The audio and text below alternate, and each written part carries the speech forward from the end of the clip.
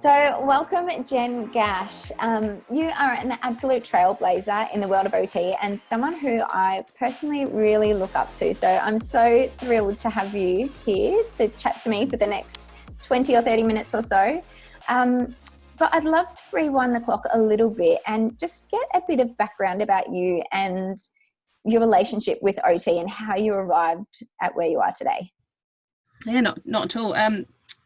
I didn't have a clue really well on what I wanted to do when I left school, so I went in and just tried all sorts of jobs. Went to work in London initially, and after my A-levels, and then after a few years, I got married quite young at 20. So I came back from my honeymoon, and I really kind of had this sensing that I needed to do something a bit more true to myself, something a bit more meaty. Wanted to go back into education, and I had a year of doing sort of community craft work, projects and some youth work and all sorts.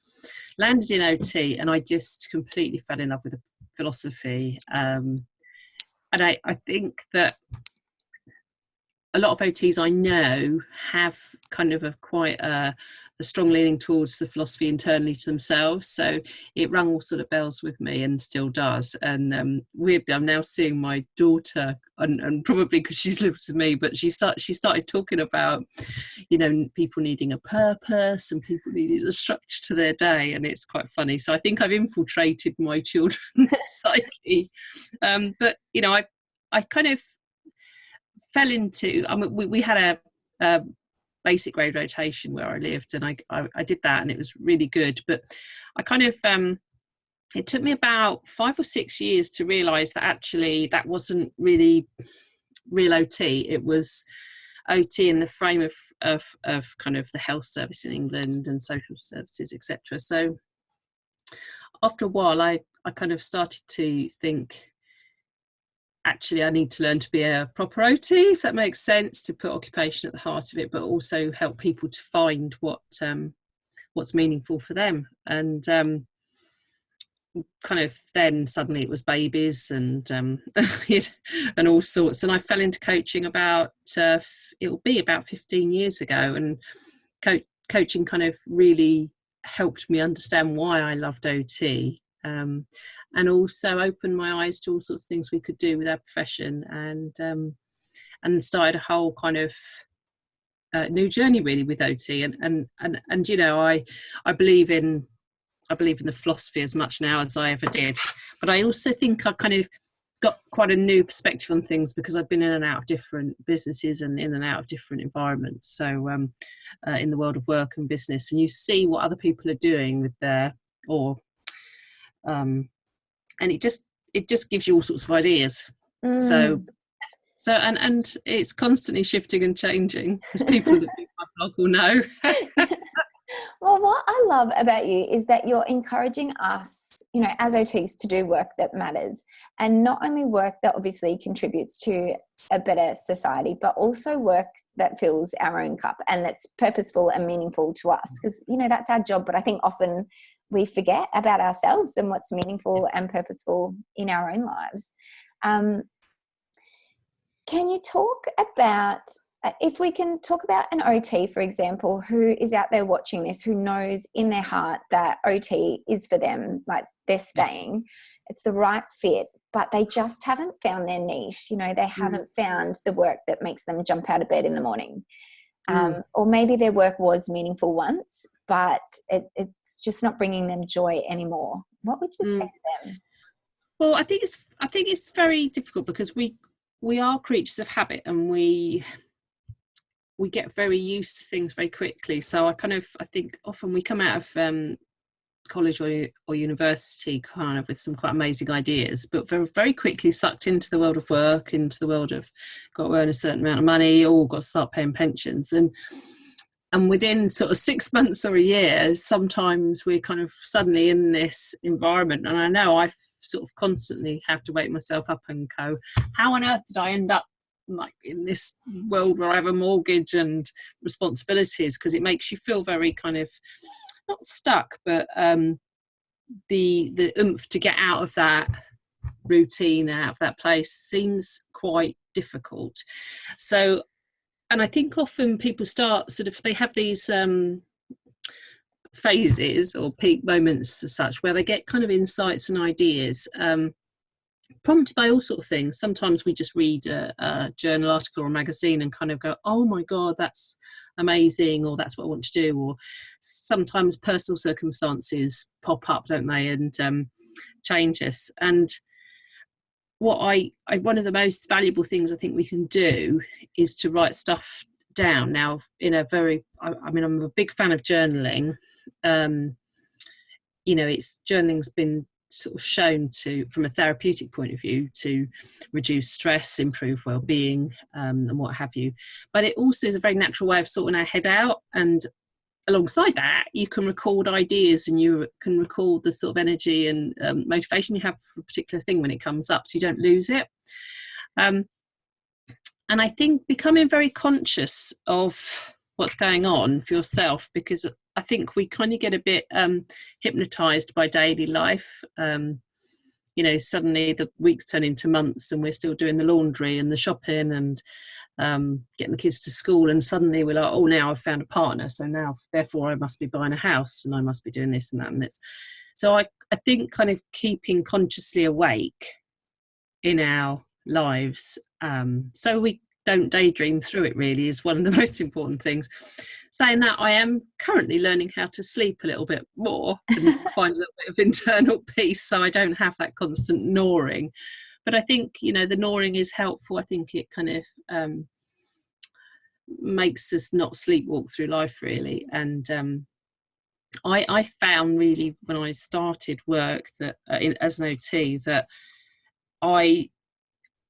one of my priorities was not to get too institutionalized. I stayed generally about a year and a half maximum in my early jobs, and I think the most I've been in any one job is about 2.5 years, because I could just find myself having a combination of being a bit bored but also slipping into sort of the same ways as everyone else. And I just remember a senior too sort of saying to me, when I was fairly newly qualified, oh, Jen, it'll be okay. In a few years, all that enthusiasm will go and you'll be just like the rest of us. And I remember thinking, no, don't.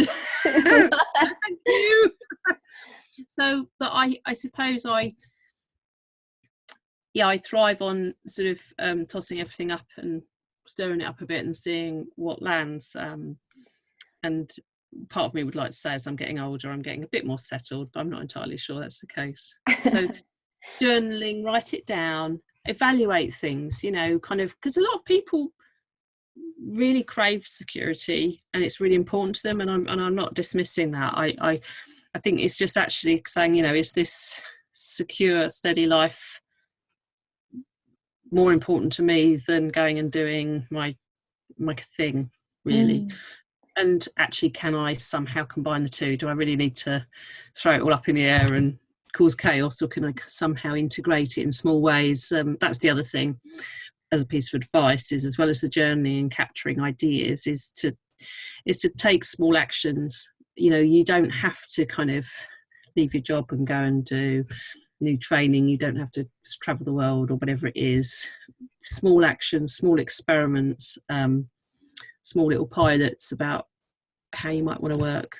That's kind of, those things often result in exponentially large awarenesses and ways forward. So why do you think it's so important for our profession to do things differently? Because I know this is something you are clearly so passionate about, is not staying stagnant in a job that you just, it's just the daily grind and you've lost that passion and you don't feel like you're contributing as much as what you could potentially be contributing. Why is it so important as our profession? I think for many reasons. One, we understand the value in adaptation and flexibility and what have you. So I think that's intrinsic to our character, but obviously our philosophy as well. So, and I think we're naturally creative. I mean, our ability to problem solve and come up with new ideas is such a strength, and it often, you know, people will be in a service, working in a service, and kind of look around and go, why on earth are we doing this when we should be doing this, or we could be doing this, or actually there's a better way to approach this. Those things are very natural to our psyche as OTs. And it's one of those reasons I kind of think we you know, if we can find our ways into either working for ourselves so we can express those natural strengths, or somehow get into positions where we can influence services, and show how it works differently, show what we can do better for our clients, our patients, our service or communities or whatever. So those things are really important. And I my biggest bugbear at the moment is that, you know, our profession came from this glorious place of meaningful occupation, the arts and crafts movement, pragmatism, etc. And we kind of dumped a lot of that really over the last sort of 50, 60 years. But the rest of the world's waking up to it. You know, I don't know what it's like where you were, but in the UK, it's the power of the arts and crafts, arts for health movement, etc. is massive. Social prescribing is basically what we've been doing as a profession for years. And my kind of frustration is this, that, you know, you don't have to worry about the title not being used as such, but actually what we know somehow needs to go out to a bigger audience. And what I get frustrated at is that as OTs, we're so bogged down with detail. You know, we're kind of working with massive caseloads and we're busy conforming to service criteria and, you know, writing billions of notes up. And actually what we should be doing is going, right, here we are in the world needs this thing, we should be running this service, designing this service, blah, blah, blah. So that's kind of, and it's quite difficult. That's another part of being conscious every day about what we do, because I think certainly a lot of OTs I know is, you know, they're just so tied down and bogged down with the daily grind. Our ability to work in different areas is just limitless. Like, we have Absolutely. no cap on the area that we can work within. So there is so much Absolutely. opportunity to be creative and to find our real niche. Absolutely. And I think that's the thing. It's letting yourself have a little bit of time to dream and think, what could I do with this? What does the world need? What could OT do in this situation, in that situation, etc. But think quite big, because I think, as I say, I think there's probably a bit of kind of, you know, sort of the caring side of the profession sometimes limits us a little bit. You know, I think we get sometimes quite tied up in the sort of what it means to care for somebody, and actually, though, you know, traditionally women have been in caring professions and kept quite small. So kind of to actually go to, no, you know, we're powerful, we're big, and we can make heaps of impact if we look at this differently. Absolutely. So why do you think sometimes then we sit back into comfort and conformity of what we know and what we've been doing for the last 50 years, instead of stepping out and acting on this vision for change that we see? Why is it so easy just to sit back? I think we do get, I mean, you know, I'm at a time of life where my kids are bloody hard work. You know, as a working woman, it's bloody hard. How old are your kids, Jen? God, 14 and 18, and people kind of tell you all sort of things like, oh, it'll get easier, but it just changes, basically. Their needs change, how you need to help them, what have you. But it is, you know, and also you get to sort of, you know, a time when also your parents start needing help and support, or partner, or what have you. So I think that actually I'm a firm believer in feminism, but there's been this kind of growth in desire to sort of, yeah, fulfill our potential as women, but actually often a lot of the other stuff that goes sort of with being a woman, it hasn't kind of evened out. And I find a lot of women that I work with are working harder and harder than they ever have done, because they're running the house, they're sorting the kids out and caring for the kids, and they, it'll be still them that takes time off if their kids are sick, but also their parents. Yeah, parents need support, etc. And they have this amazing career, and quite frankly, it's knackering. There's no point sort of pretending not. And I think that kind of, just as much as feminism has helped us, kind of a lot of the time we're just doing like several jobs now. Yeah, absolutely. And if we were to look at our own, balance in our own life, and if someone, if we went to an OT and we were to lay it on the table what we're doing every day, it's just crazy, isn't it? Massive, absolutely. And I think if you couple that with kind of one of the ways society often keeps people controlled is to keep them busy, so they don't have time to think and they don't have the energy to act. And I kind of feel this way a bit about climate change. It's so difficult to make purposeful change in terms of our daily routines to halt this thing called climate change. Change is harder than we think, but it's even harder if you're kind of knackered and busy. And I think also there is a certain lifestyle issue. I mean, we've a lot of OTs are quite middle class. They've got nice homes, security, etc. And to change how we work sometimes feels that it will threaten that. I mean, if you lose your income, or you are reducing your income for a certain period of time because you want to do something different, and then that results in, I don't know, you don't go on holiday this year or for a couple of years, or you have to sell your car, or you're not paying into your pension. Those things kind of scare people, and it's another issue that stops people from changing. So I think there are all sorts of things, and it's uncertain, and a lot of us like certainty. So I think the sort of entrepreneurial spirit does need to be not tempered, that's the wrong word, but you have to kind of really know what you're going into, but also not be scared that it's going to result in poverty, or a lifestyle change that you don't like, or that actually that lifestyle change is worth it. I know a lot of OTs that are kind of going, do you know what, it's more important that I do this than I have that.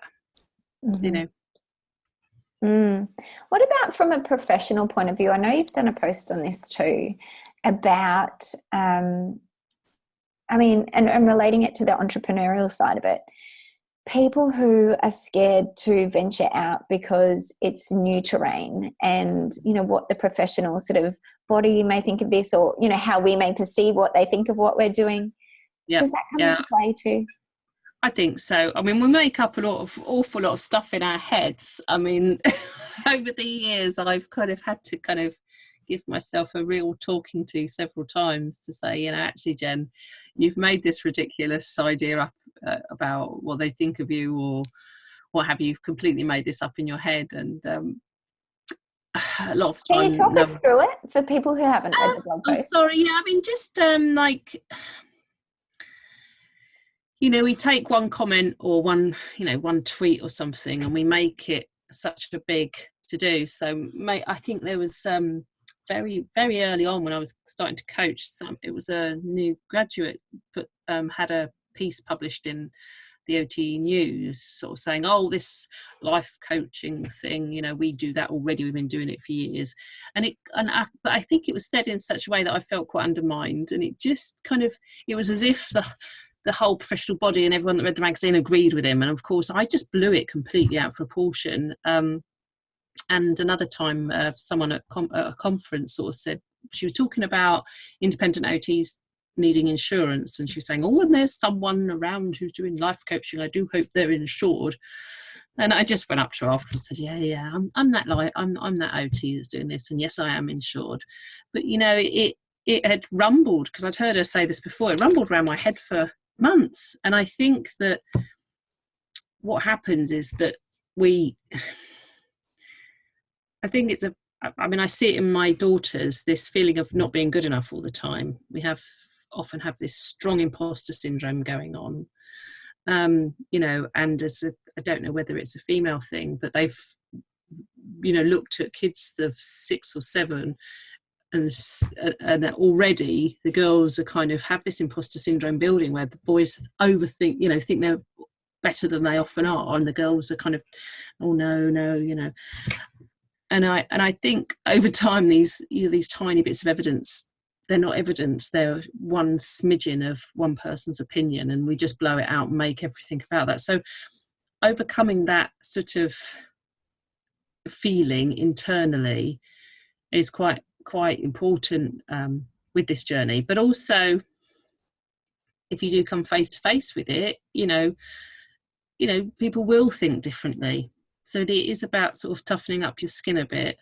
But yeah, I'm not suggesting doing anything dangerous or unprofessional, but, you know, there are differences of opinion. And I suppose the thing with professional bodies is that they exist as an entity in themselves, and they have a sort of a personality almost of themselves, but they're not reflective of the individuals in it often. They're just a sort of a expression.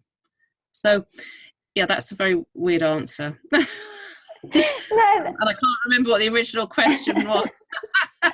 no, it's interesting. It's so interesting, because I do think people, you know, who have great ideas often second guess themselves or question whether it will be accepted.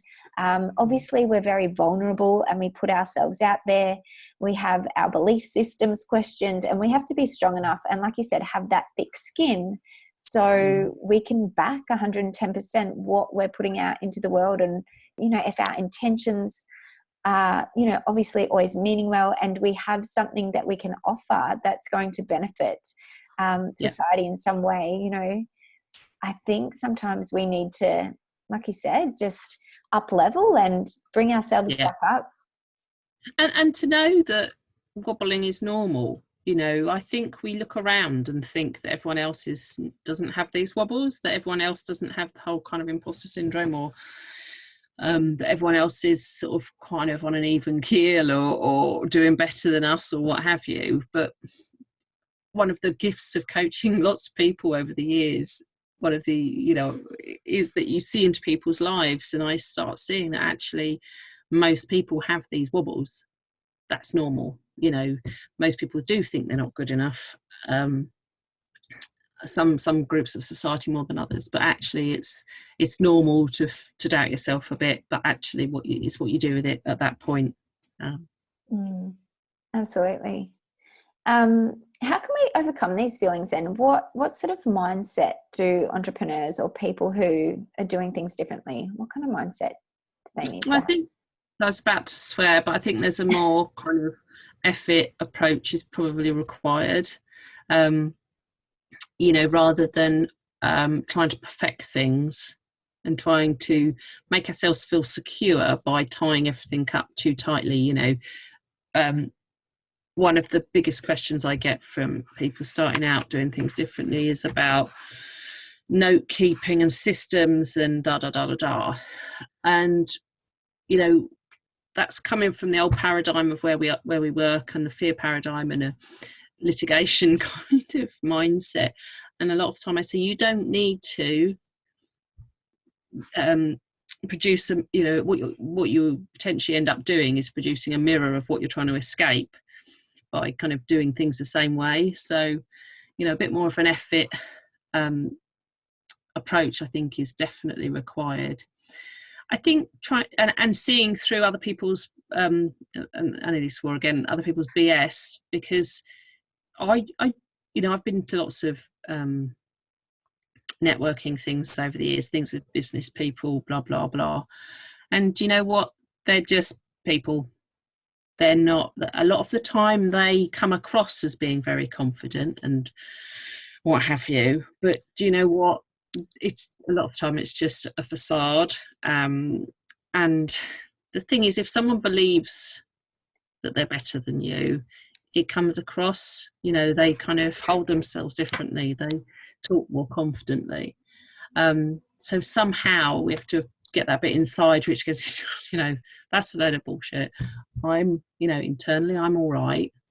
I can see through their rubbish, and once I start trusting in myself, trusting in what I say, trust in my abilities to carry this thing out or do this thing, and yeah, it's not always like that forever. You'll have bad days where you wake up and you just feel rubbish about everything, or it's not a permanent state. But I think the more we practice that state, the easier it becomes to maintain it. So and I totally agree, and I think it's a lot harder with social media these days because people can obviously portray the best side of them, which is great. I don't mind the highlight reel because I don't think everyone needs to show the downsides of their life either. But yeah, like you said, you can get this perception of people and you try and live up to that. And you're like, oh, but, behind the scenes, everything's hectic and chaotic. But, that's sometimes what it takes, it's just this climb. Yeah, I think you need to be very aware of what you're putting into your perceptual filter. And if you're putting in all the time that everyone else is better than you, that everyone else is sorted, that everyone else, Facebook, everyone else has got these nice holidays, and champagne by the hot tub and all this rubbish. If you're putting that as your filter, then actually everything you do won't be good enough. Yeah. So I'm a fan of social media, but you do have to kind of go, actually, what this isn't showing is X, Y, and Z. Absolutely. Now, in one of your posts, this is probably my favorite post. So for everyone too, Jen is over at otcoach.com. Is it? otcoach.com? Right. Yeah. Yep. And she has a post about the Cowboys of OT. And I just wanted you to touch on this and just, what does it mean to be a cowboy of OT? What does it mean to you? Well, I have to kind of give the heads up to a lovely man called Bob Garvey, who's a coach who's just retired. He was at Sheffield or something. Anyway, he wrote the Cowboys of Coaching, and I kind of looked at what he was saying, and actually it resonated strongly with where we are in OT a lot of the time, because we use it as a what do you call it? Insult sometimes, calling people a cowboy. So, cowboy builder or what have you. So the word cowboy isn't sort of synonymous with good stuff, but actually if you unpick what cowboys are about, there's lots of great stuff there, and we need cowboys to break into new frontiers. Basically, they when the world was first expanding, the cowboys would push the boundaries, and they would be at the forefront of that, and they would be necessarily doing things differently because they were coming across all sorts of challenges that we had no answers for before. So I'm quite fond of that, but also, cowboys look after their stuff. They're in charge of animals. They're doing the caring function. They're like raising a massive family almost as well. So I think we've got a lot to learn from cowboys, but I think we need to look at this question of the frontiers, and we need people in OT to be at the frontiers, pushing those unknown areas. And yeah, as I say, it's scary, but if we don't, we're going to just stay within our known existence. And I do think that there's a danger of being marginalised. As when you look at when OT first started, we had quite a lot of things included in it. We had like the music side, the gardening side, etc., and the arts and crafts. Now, in the UK especially, music therapy came out and is a particular therapy. Art therapy is its own profession now, as is the arts and health movement is out, and horticultural therapy is a whole thing. And because those bits are coming out, what we're left with in the middle sometimes feels a bit watered down. And if we don't sort of reclaim our identity, but two, kind of as these areas are kind of expanding out, kind of go, yeah, we have a place there, we have a place there, and actually there's this place here which we haven't explored, but I think we could have. And for me, a lot of it is in the area of environmental stuff. There's potentially going to be a lot of people displaced over the next however long, and a great need for them to find purposeful occupation, homes, massively adapt. But also we need people to adapt now to prevent climate change from getting worse. We need them to look at their daily routines, their daily occupations, and go, actually, I need to do this differently. I need to stop jumping in the car 4 times a day to go and do the shopping, go and take the kids here, to go and do this. I need to change how I do things. And helping people adapt their routines and habits is what we're good at. So somehow I kind of feel the world needs occupational therapists to help people change, basically. Yeah. Because people don't know how to change. It's hard. Change is scary. You know, change is challenging. It's the unknown. Yeah. It's stepping out of that comfort zone, even if it's those daily, you know, habits and routines. It's different.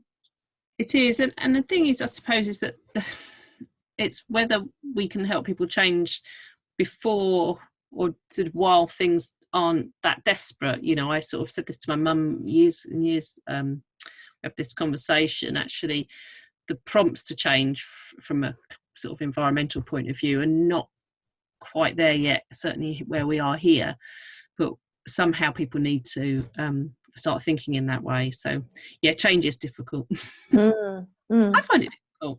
Yeah, everyone does. It depends how, again, deeply ingrained those habits and routines are. You know, we do things so habitually these days, you know, and because life is so fast paced and it's just, you know, so many more stresses these days. We do that just so we can stay on track and get things done, and we can get to the end of the day and then we do it all over again. Yeah, a lot of it is feeling in control, and, you know, I think that letting go of control or being okay with the fact that we can't control everything is essential, because we can't perfect things. We can't keep our life in these little boxes.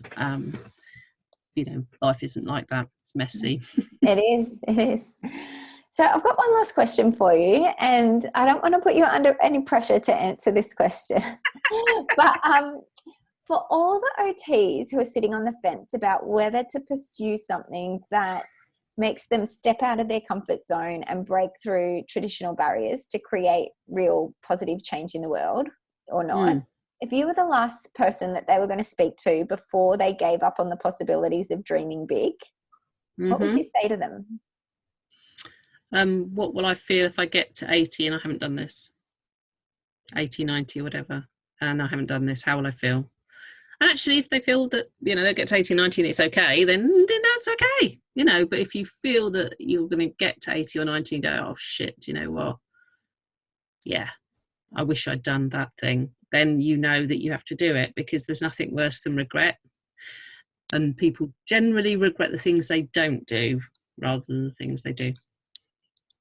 I love that. And it just reminded me of a quote, actually, that I've heard. And it was something along the lines of, hell on earth would be meeting the person I could have been.